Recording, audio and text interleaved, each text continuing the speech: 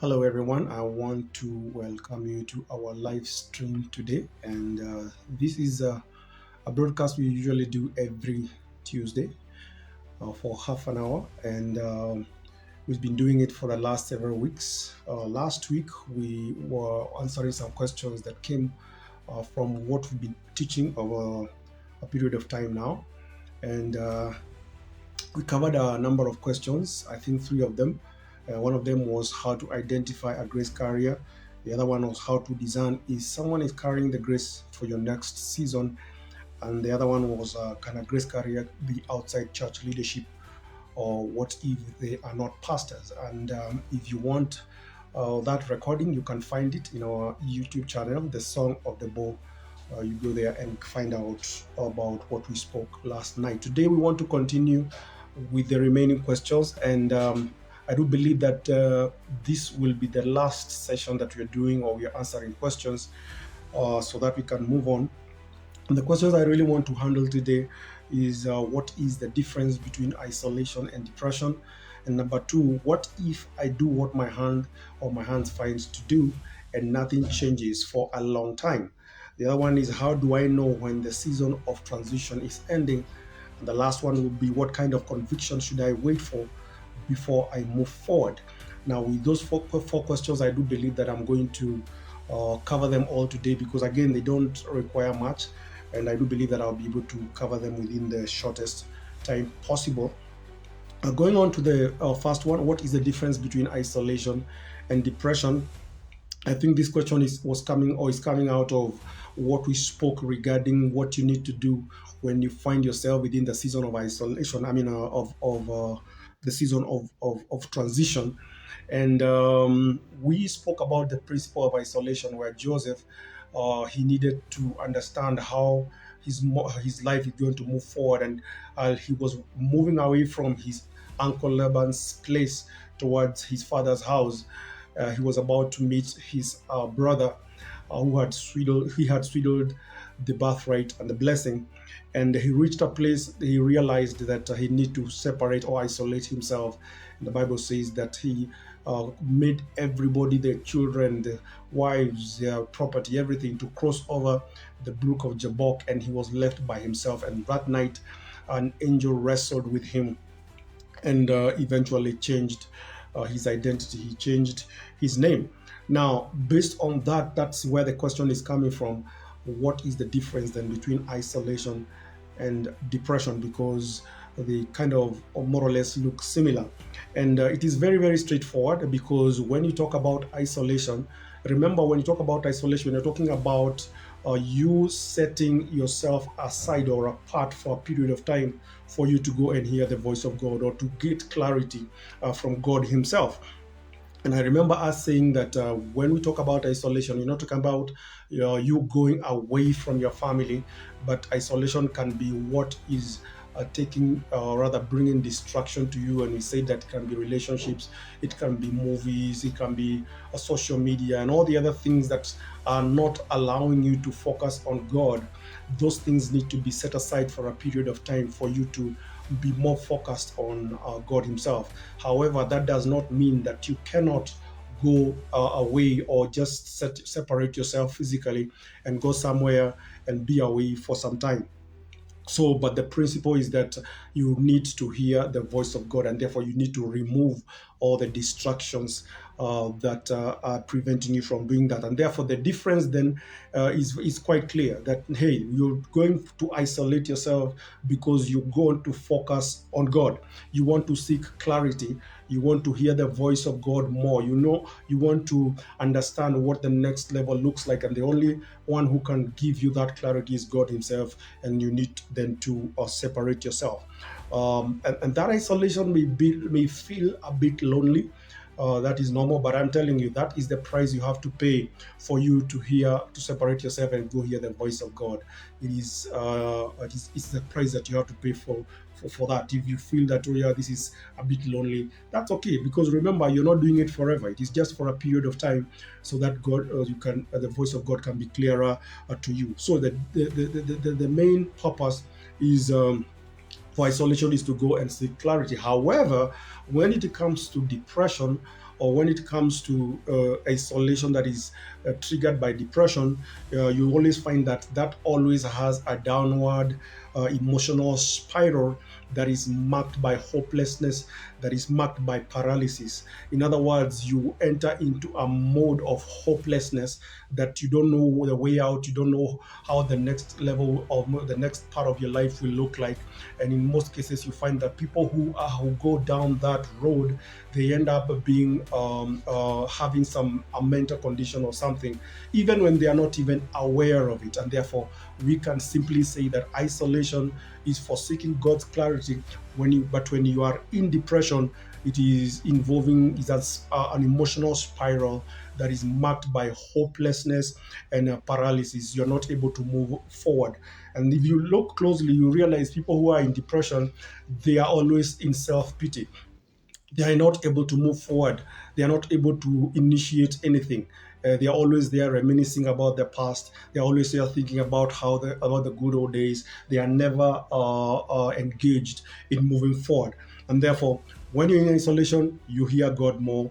But when you're in depression, everything goes silent. In other words, even the people, you want to stay away from people, everything becomes silent. The other thing that you need to understand is that when you are in isolation, by the time you come to the end of that particular period, what usually happens is there is an emergence. You emerge when you're stronger.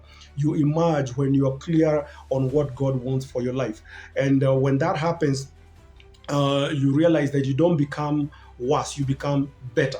Now, if then you compare that with depression, then you realize depression is produces withdrawal and it produces a stagnation, meaning that you cannot, you can clearly see the distinction between these two. So, for you to identify where you are, then the question is: are you becoming better? Is the voice of God becoming more clearer to you? Or are you becoming more stronger from within? Or are you spiraling into hopelessness? Or are you in withdrawal? Or are you in a stagnation? And if you can just give an overview of some biblical characters that went in isolation. We spoke about Jacob when he crossed everything over the brook of Jabbok and he was left all alone. The outcome of that encounter with the angel was that he came out a changed person. When he went as Jacob, he came as Israel.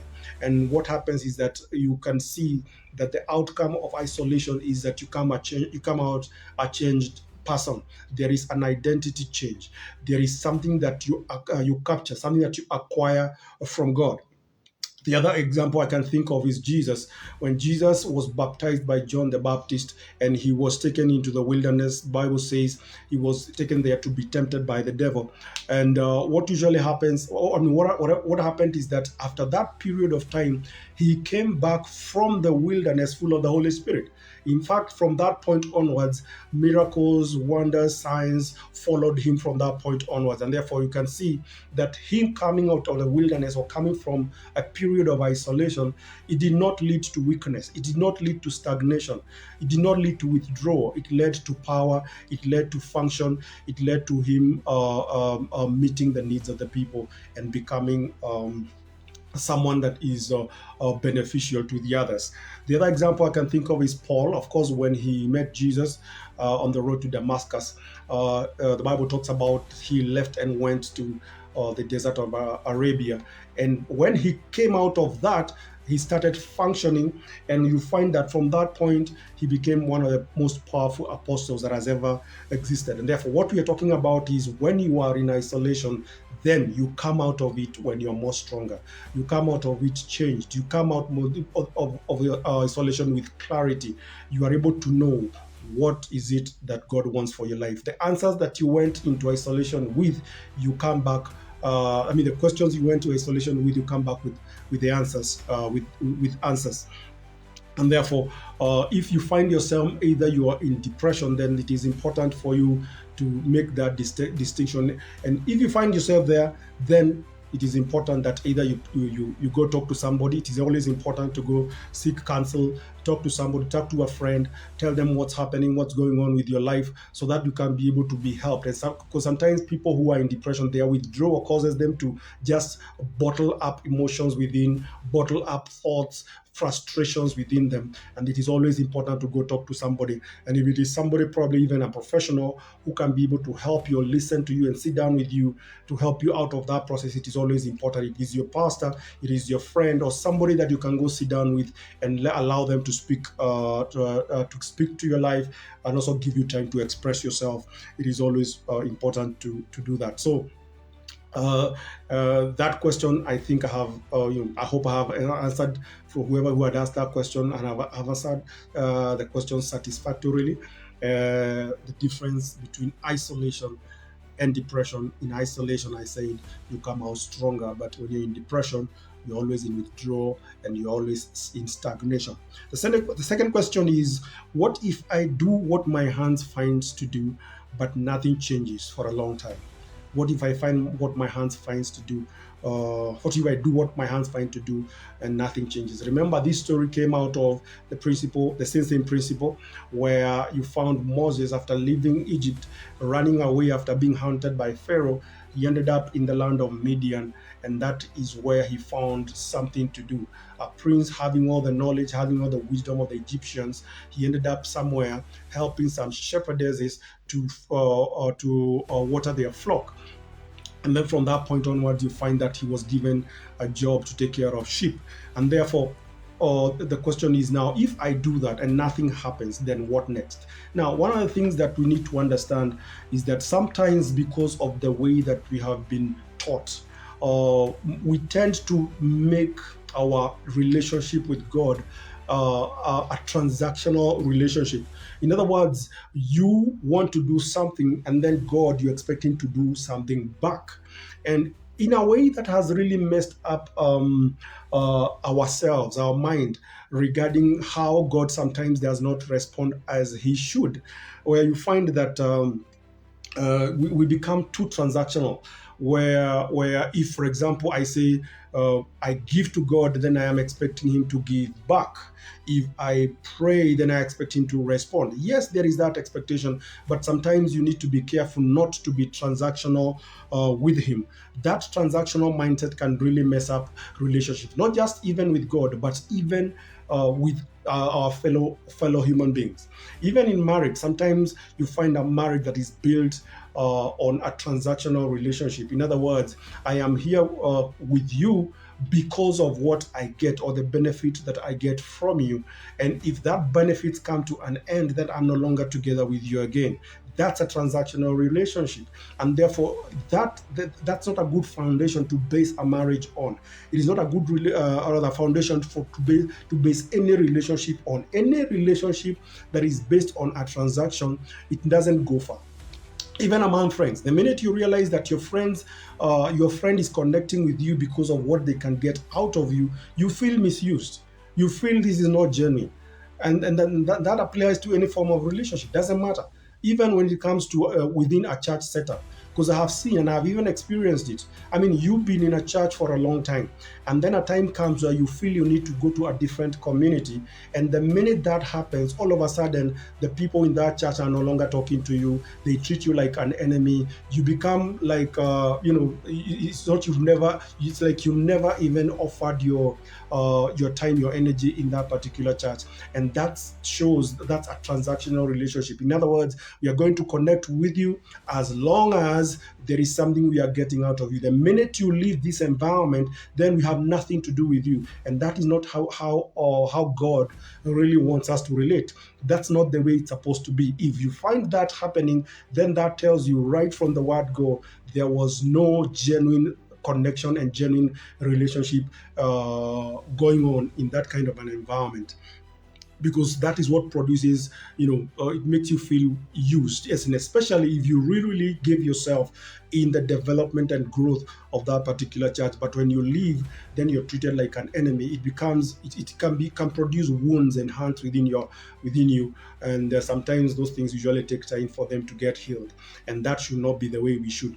If at all you leave a church and people still connect with you, then that means you were not there because of what you are offering. You are there because you of the connection and the relationship that you're having, because you are brothers and sisters in the Lord.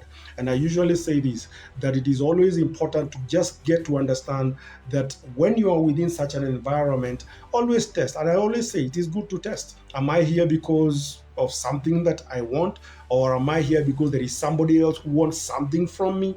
And when you understand that, and you know how to relate with people within that environment. And therefore, we need to be delivered from transactional relationships. And the reason why I say that is because you know this question, when somebody is asking, what if I do what my hand finds to do and nothing happens? It means whatever you are doing it with a transactional mindset. Like God has to happen. Now this God has told me to do something, then I expect him to do something. And sometimes you find that if he does not respond in the right time or according to the way that we want, we get offended. All right. And therefore, it is very important for you to just check your heart. Are you doing it because you want God to respond to you in a certain way?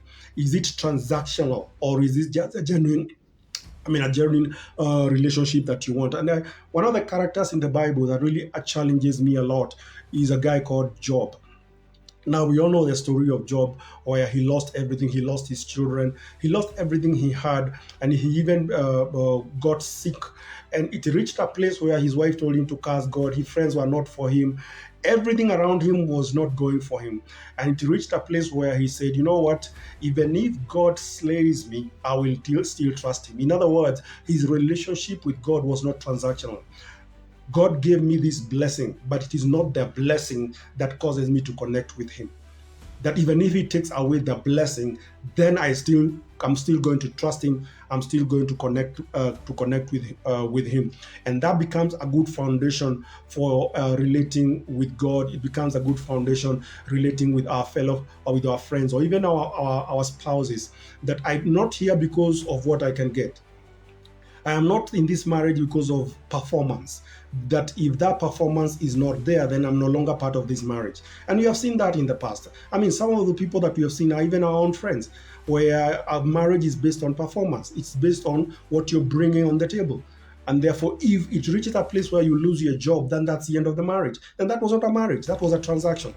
It was a business. It was a trade. It is something we are exchanging, and that is not the way covenant works. Covenant works on better for better or for worse, and that is very, very key for you to understand. And therefore, the clarity of that question is that when it comes to obedience, if whatever you find your hand to do, if your hand finds to do, is something either God told you, or you feel that this is what you need to do, you better do it. No matter, you don't have to expect a reward out of it. I imagine Moses sitting down on the well, and these ladies are coming to water their flock, and he offers to water the flock.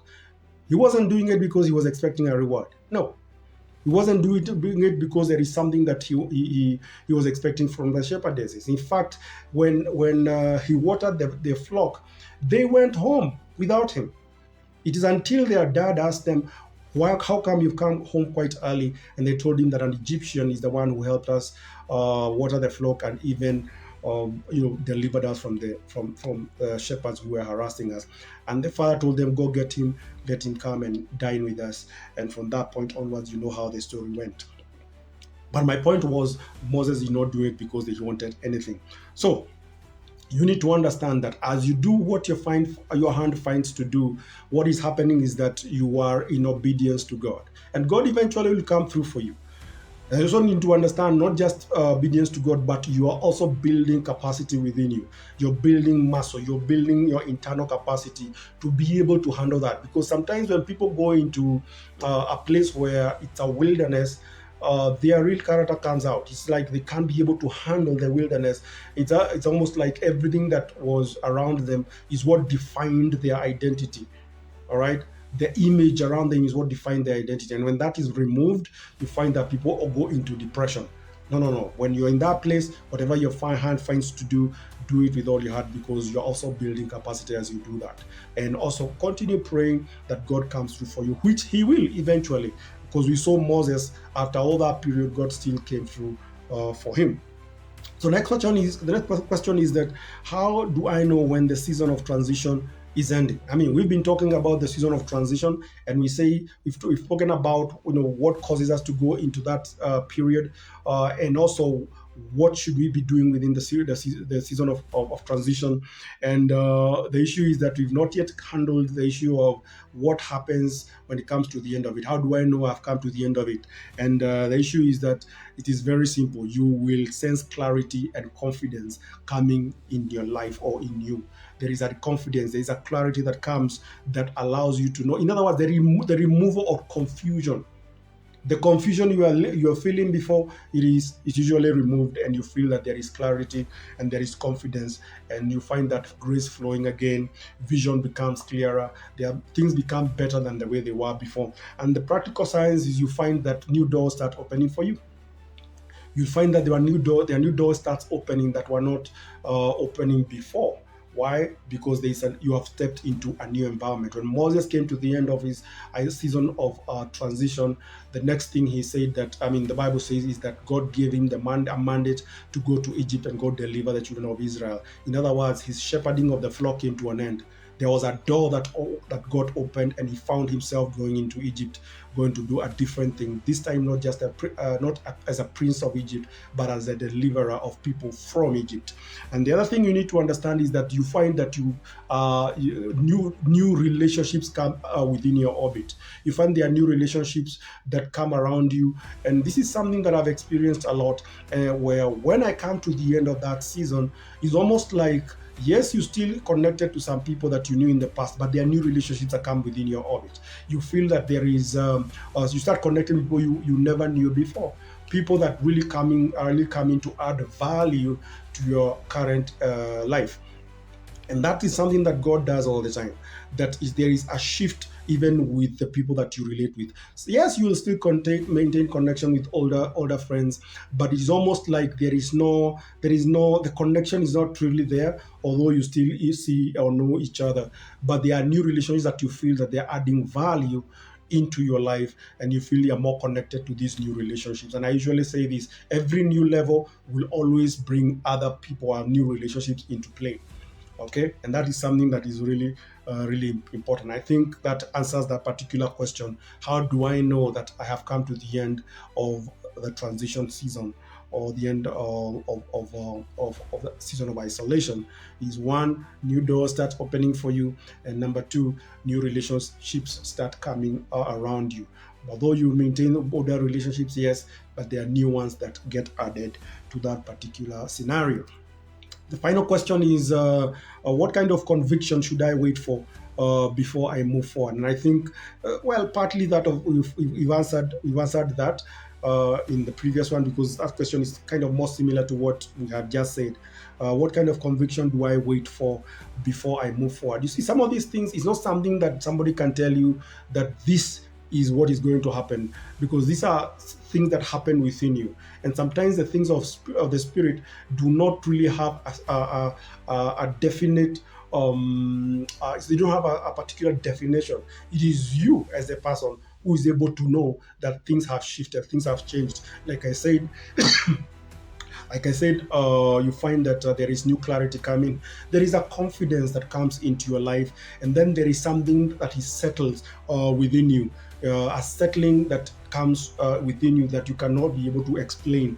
And does not mean that you're perfect or become perfect. No, it's just that there is an inner conviction that comes inside of you that allows you to know that things have shifted. I have come to the end of my isolation season. There is also peace that accompanies it, such that when you step out, you feel the peace of God is with you. Where before you could have hesitated to move forward, but this time you feel that there is a peace of God that comes between you. But you know what I have discovered in the various times that I have been in those kind of situations? What I've discovered is that sometimes God does not necessarily give us a certainty before we start moving forward. In other words, sometimes we can, think, oh God, I need a clarity on something, and you're waiting for God to bring clarity before you move. Sometimes He's just waiting for you to make the first step, and once you make the first step, then things start moving. And you look at Abraham, the way God came to Abraham and told him to go to a land that He's going to show him. Abraham did not know where he was going, but guess what? He made a step. He stepped out. He started moving. In his process, in his movement, then he found himself moving to where God was telling him to go. In fact, the Bible is very clear. He left not knowing where he was going. However, he left, and that is part of what demonstrates that you trust God and you have faith that He's the one who is leading you. In fact, if you study how Abraham moved, he moved from a city called the Ur of the Chaldeans, and he moved northwards towards Haran, which is the present day Syria. And then from Syria, he moved south or downwards towards Canaan, which is the present day Israel. So the journey was not straightforward. But the thing is, he trusted God, and he took the first step. And therefore, what I've always discovered is that even if you're not clear, take the first step. God will always give you direction. He may not give you clarity at first, but He will give you a direction. You will feel that this is what I need to do right now, the step I need to take right now. Take it, and you find God directing you. There is a saying that usually say that a stagnant ship cannot be steered. A ship has to be on the move for it to be steered and to be given different directions. But when you're stagnant in one place, you realize that it's very difficult for you to be given clarity or given direction. So you need to find out, are you still in fear, or are you fearing to just move forward? You need to break that and move forward and allow and trust God that He is going to lead you forward. All right. So that comes to the end of the questions, and I think from next week we'll continue with a different not a different topic, but just adding to what we've been talking about.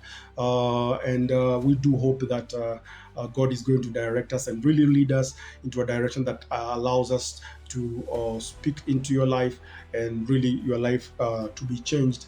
And with that, we come to the end of our broadcast today. But there is something I want to announce.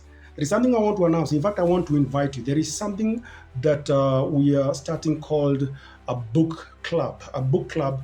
We are calling it a Truth Seekers book club. And what we want to do is that we've realized that you cannot just be built by one person. And sometimes the building does not necessarily have to be something where you go sit down and physically listen to people. Sometimes you just take a book that you read. But again, I mean, some of us are quite lazy when it comes to reading, and therefore we want to just be accountable to each other and just choose a book and we just start reading, and we just make sure that we are accountable to finish that book. But you're going to make it very, very easy and very simple. What we want to do is that we want to just be meeting. In fact, we are going to be meeting on Fridays on Zoom. Where we sit down and we come together and just look at a particular book. And how we will be doing it is that whichever book that we choose, we'll be doing a chapter per week, and we'll continue until we finish. Now, there are some disclaimers that I want to really put forward at this point. Is that, number one, this is not a church. All right, we're not starting a church. This is not a church. This is for everybody. All right. So it is not a church. It is not a recruitment environment. We are not here to recruit anybody. We are not telling you come join so that you can come and join our church. After all, I don't even have a church anyway. So it's not a recruitment. It is not for self-promotion. It is not coming to you to come and promote yourself. It is not a theological battleground, because sometimes we want to come and just showcase our theological understanding. This is not a place for that. It's not even a place for soliciting money. It is not all those, and therefore it's important for you to understand that. Then the question is, then what is it for? Several things I want to mention. It is for hungry believers tired of shallow spiritual work. All right, hungry believers, if you consider yourself as one, is a place for you. It is for readers looking for kingdom depth and kingdom perspective. It is for truth seekers who are ready to be challenged and to be inspired. And it is for Christians from any ministry, from any church, who understand that iron sharpens iron, and therefore, we can come together and sharpen each other. So if you're feeling that you're ready to grow, so you're ready to glean and ready to honor the voices that God has raised in our generation and put whatever it is that God has deposited in their lives in paper or in a book, then you are free to join us. And what we'll do is that the requirement is very simple, is that down here in the comment section, you're going to find a registration, and the registration is only asking for your name, your phone number, and the phone number is because we are going to have a WhatsApp group. That means you need to be added in the group. And the third thing is, what would be your preferred book that you would want us to read together? Those are the only requirements. In fact, for those of us who don't feel comfortable registering with your name, you are allowed to even register with a pseudonym. You don't need to use your name, because sometimes we are like Nicodemus. We want to come by night. We don't want to be known that we are part of whatever is going on. It's okay. We just want to make it for as comfortable as it is for you to be a part of what's going on. And when you come together, then we can create that culture, not just a culture for the sake of culture, but it is because we want to glean truth. We want to work together. Iron sharpens iron. We want to sharpen each other as we move forward. And this is only for 30 minutes. Please hear me and hear me correctly. It's only for 30 minutes, because how we will be doing it is that you will be reading a particular chapter per week. Then we'll meet for 30 minutes.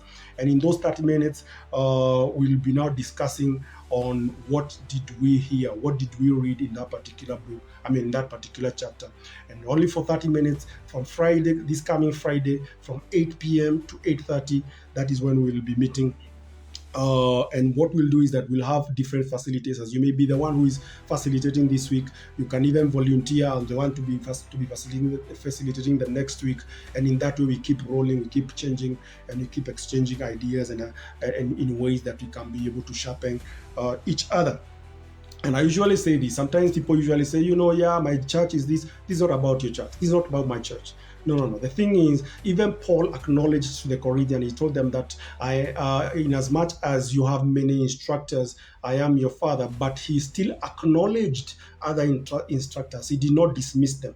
So that is still part of this particular dynamic, where for you, we are not telling you that you don't have your father, you don't have your pastor, you don't have your apostle. It's okay. The thing is, these are just part of us growing together, and therefore you will find a registration down here in the comment section. You can register, and then you're going to send you a WhatsApp invite, and when you come into the WhatsApp, then you can be able to be a part of us. Then we'll be meeting every Friday from 8. And with that, thank you so much for tuning in today. I do believe that this thing is adding value to your life. I do believe that I want to believe and hope that even as you continue listening, things are changing. There are cogs that are starting to move, are starting to shift as you listen and as you implement what you're hearing. In this particular forum. So from next week, we'll now continue with our usual teaching about what the things that we've been talking about, transition. It will just be another continuation from where we left off before we went into issues of the questions. However, I do not discourage people. If you have a question, please write to me. You can write in that comment section. You can still write to me directly in my inbox, and I'm going to respond to you, or we can be able to respond in these particular forums. Therefore, please note, Tuesdays is this particular forum, Fridays, book club. And that will be the way we are going to do it. This is totally voluntary. You're not being forced. You're not being coerced for it. So please make sure that you do it because you're willing. And with that, thank you so much for tuning in. Have a great evening. Have a great morning if you're in a different place, or have a great day. See you next week. See you on Friday. Bye-bye.